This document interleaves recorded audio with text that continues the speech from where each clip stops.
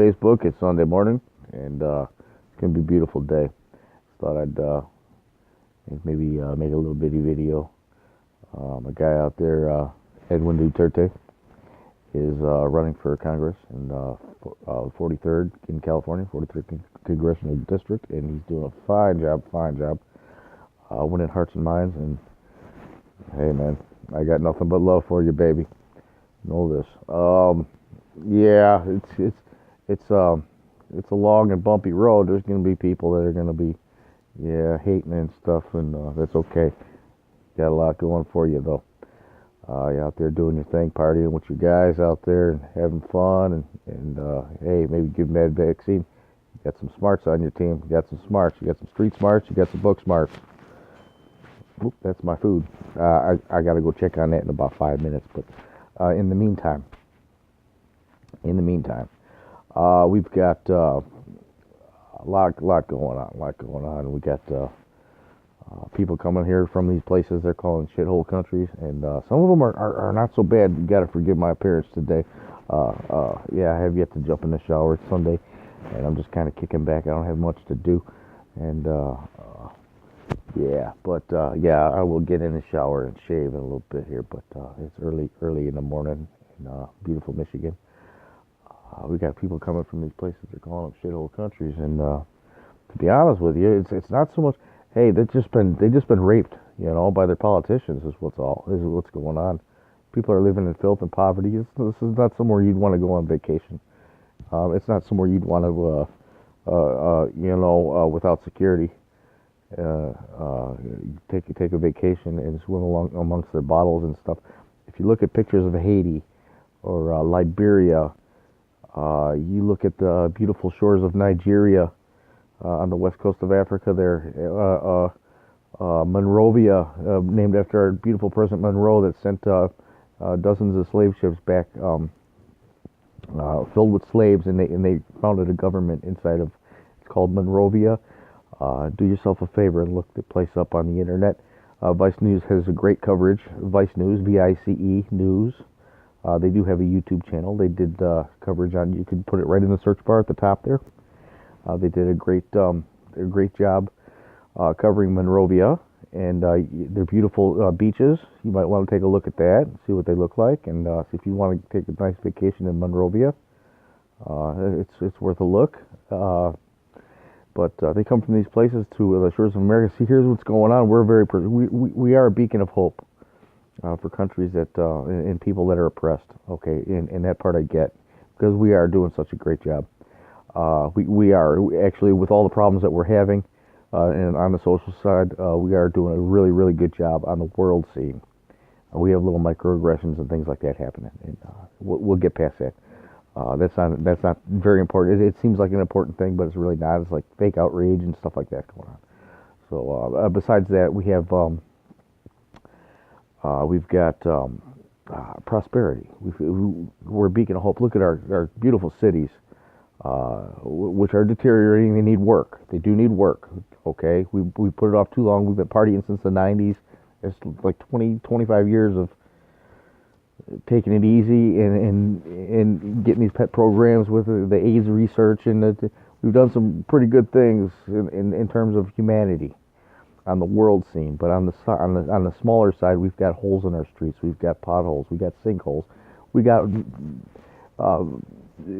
underbrush in the forest. It's causing forest fires. It's just one little tiny lightning strike, which doesn't seem like a lot, but it is pretty hot. But there's 10, 20,000 lightning strikes in a single storm. So any one of those could catch a forest on fire, and we've got to clean up the forests a little bit, the undergrowth. We could probably take that and use it for fuel. To make heat and electricity and energy, heat homes, things like that. We could probably find some good use for that wood's just laid on the ground rotting. Of course, might be some boring beetles and stuff that might lose their house, but we'll have nice clean forests, and it'll be just less likely to burn. It'll just be like all the pine needles and hit the floor, and then lightning strikes and catches them on fire. That's what's going on. And we do need a certain amount of those needles down there for seed regrowth, and but it's a natural occurrence. The forests have been burning for millions of years, and there's really not much we could do about that. But if we were to clean it up, we could make the homes around it, just around the homes, just not the natural forest now. Sometimes those need to burn a little bit, just saying. But we come a beacon of hope for these places. I got a little bit off sidetrack, but these people are impoverished. Okay, they're not. They come here, and we're at full steam, and they get here, they're way behind because they don't know anything. They've been stuck for most of their lives, you see, and they get here and they don't have the knowledge or the skills, so they're walking into a world where they feel stupid. You understand? And it's frustrating. It's very frustrating for a person to come from places like Haiti and Monrovia and in Nigeria. But like I said, grab a pencil, write these names down, because you might want to look and do a little research on these places, because I have over the years I've looked at these places, and they're not very nice places, and it's because of the politicians that are raping the systems. And here's where the rubber meets the road, though. They get here and they got to catch up, and it takes a lot of fuel, because it's like a train, and you're running late, right? And you're trying to catch it, and I mean, it's going slow enough to where you could catch up, but you might rip your arms off trying to grab hold of that, the handrail. You might, it's going that fast. So if you trip and fall, it's just going to run you over and grind you up. And that's what's happening when these people, they come here. They're frustrated because when they get here, they don't feel smart, and especially if they aren't smart, and they become violent. There's only two things you can do: go back home and feel ashamed and defeated, or you could stay and work real hard, or you could become violent and go out and hail a gunstorm, you know what I mean, hail of bullets, gunfire and stuff. There's three. They say there's three options: fight or flight. But then there's that third option, is to stay and work hard. And grit down. And a lot of people don't have the patience for that. I'm sorry to say. And I'm sorry, if I was from one of those countries, I probably wouldn't have the patience for that. I'd probably just be in despair the rest of my life. That's just me, though. So when Donald Trump says they're kind of shitty places to live, and it's because of the politics. It's because there's like 3 or 4 people, and this is something I agree with on Bernie Sanders, but I don't think it's the businesses, it's the politicians in these places that are doing it. And I'm afraid if Bernie Sanders was to get into power, he'd be one of those kind of politicians, one of those greaseballs that would be taking stuff on the side and not saying nothing, and just, okay, I suppose it's okay this time, and he'll do it again and again, and before you know it, he's got $14 million like Obama. But that's not here nor there. Everybody's corruptible, even me.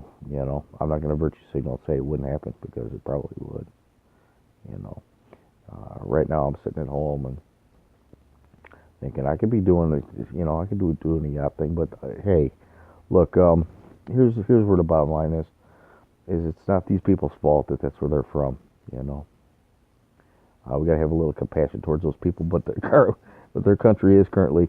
And and Donald Trump, he bless his heart, because he said something right off. It's not even confirmed that he said it really, but if it was said, there would be some truth to it, and it's along the lines of something he might say. So, but they're trying to get into a place that's already moving at full speed, and that's not fair to the people that have made it this way, that have gotten to full speed. To see somebody you look over and see some dude just schlepping along, and he's just not up to speed yet. And as much as you want him to be up to speed, it's just some dude off a boat, and he's looking around like, what in the hell? He's got to compete in this. This is what's going on with the little guy that jumps off the boat from one of these nations. He jumps off the boat and he sees he's never seen things like this. The hustle and bustle, taxi cabs, things like that. He gets off the boat, and a little umfufu gets off the boat, and he's looking around like, what in the hell am I going to do in this place?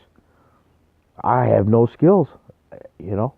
I've been sitting on my butt for the last 20 years, so I've had my good 10 minutes worth of run. I love you guys. If you like it, hit the subscribe button, the like button. You can share it up, do what you want, but God loves you, so do I.